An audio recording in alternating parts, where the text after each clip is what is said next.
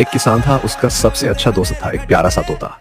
दोनों रोज मिलकर खेत में मेहनत करते, हल चलाते, मिट्टी को सींचते। एक दिन उन्होंने सोचा, चलो सेब का बाग लगाते हैं। तो दोनों ने मिलकर पौधे लगाए, पानी दिया और दवाई भी डाली।